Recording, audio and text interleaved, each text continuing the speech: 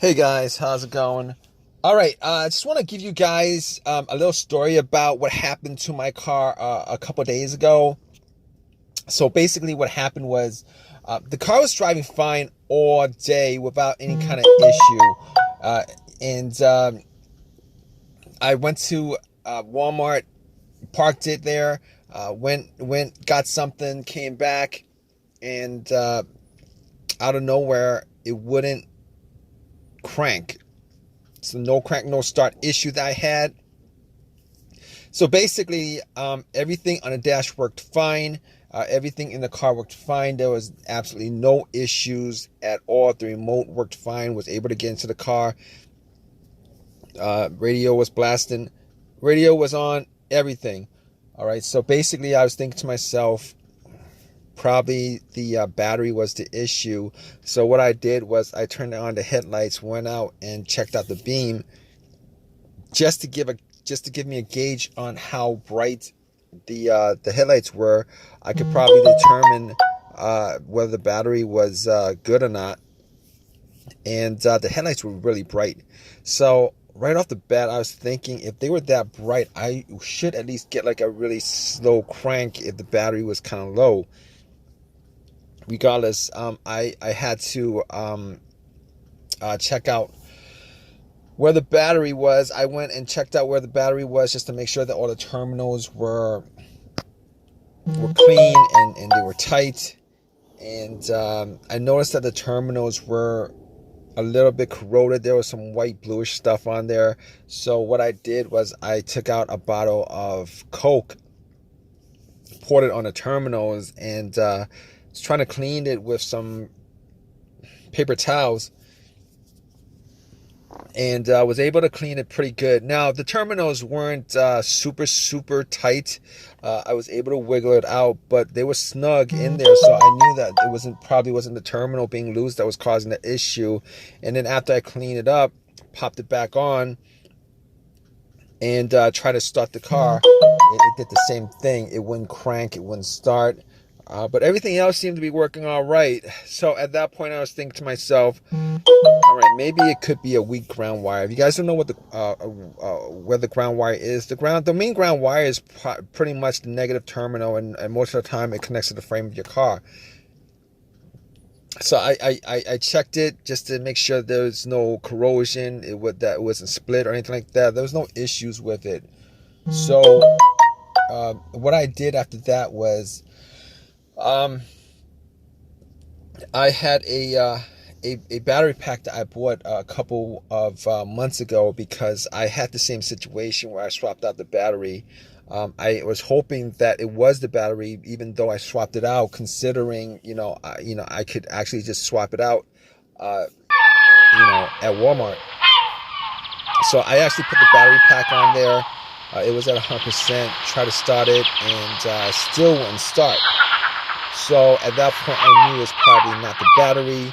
And even though, I didn't think it was the alternator, I could probably just at that point rule out the alternator, because if it was the alternator, the car would have at least slow cranked, or I would have been able to start it. And then once I took the battery pack off, it would have just died out.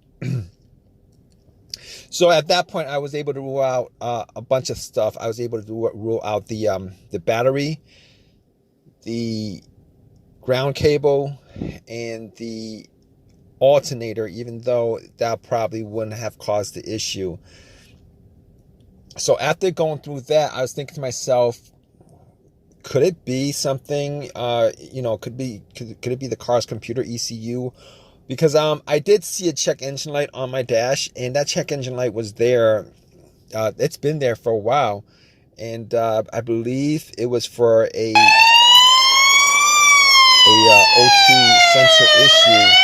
Now, I did have an OBD2 that I bought from Walmart, and it was a $19 OBD2, one of the cheap ones, and I pretty much hooked it on to my OBD port, and trying to make sure that I was actually getting a connection between the car's computer and the car itself.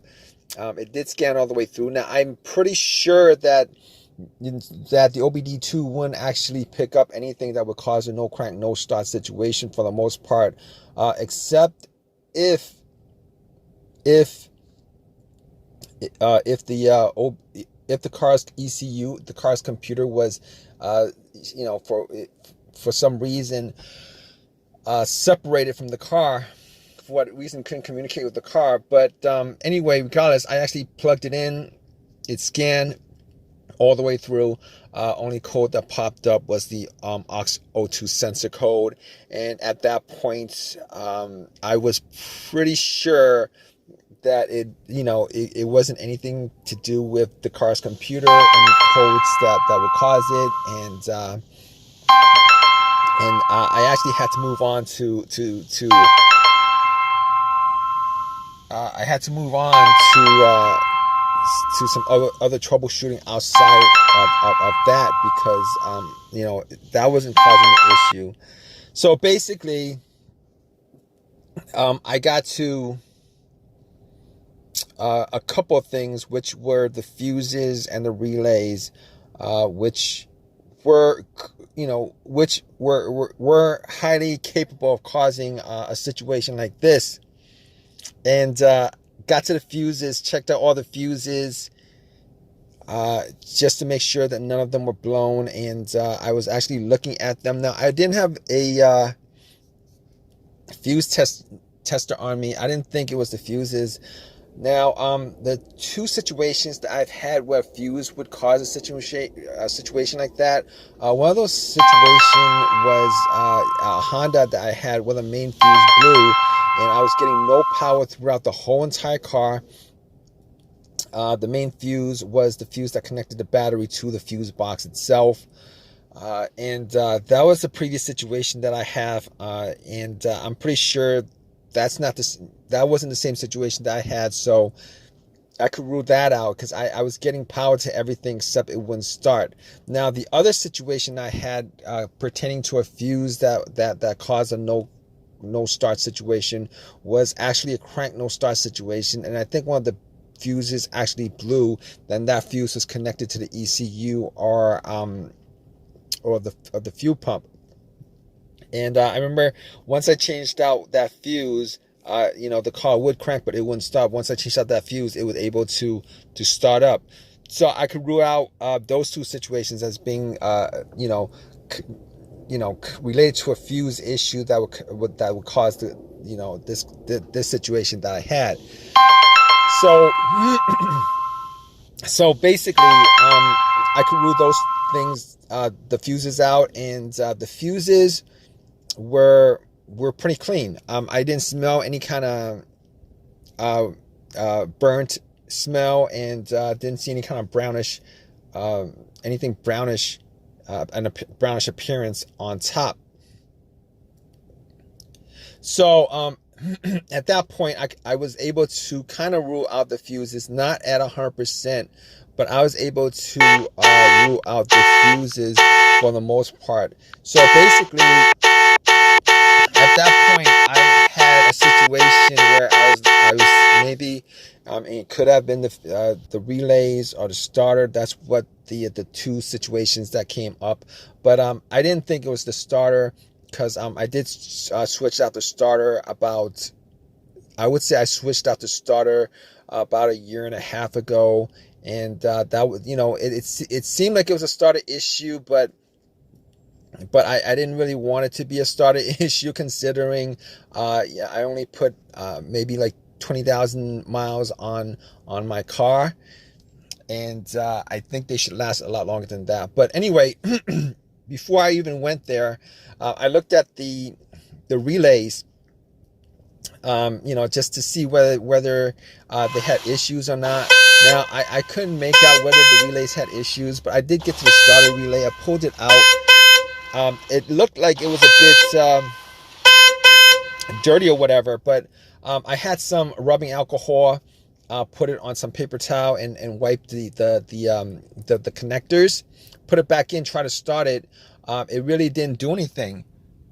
Didn't change up the situation. So I was thinking, it was a weird situation because it would click every time I would try to start the car. It would click, but it wouldn't crank at all. Normally when it clicks, it normally means that the relay is working, because that's what the relays do when there's electricity going through, that it clicks to connect the connection, to whatever it's relaying the electricity to. But regardless of that, I actually had another relay that I was able to swap out with that, and I actually was looking for another relay with the same, with this a similar relay in the box, and I was actually able to find one. And what I did was I took the that relay out, and I swapped it with that with the other relay, and I went back and tried to start it, and guess what? Bam! It started up. It worked without a problem. And at that point, I knew that it was the relay that was the problem. All right. So it was a pretty easy fix. I drove to AutoZone, which was within that whole shopping center. Swapped out the relay, and that was like 3 days ago. Haven't had a situation since. I've been driving the car, turning it on, off, for 3 days. Haven't had that situation at all. So just want to give you guys, just gonna give you guys that story of a quick fix that I had of my car. If you guys are in the same situation, you guys watching this video, hopefully you guys have an easy of a fix as I had on my car. If you guys have a comment, leave your comment in the comment section. Please give me a thumbs up. Please subscribe. And like I said, if you guys are in the same situation, just go through the steps that I went through as far as trying to figure out, the situation with my car. And, you guys should be good as far as, troubleshooting and diagnosing your particular problem. Take care, guys.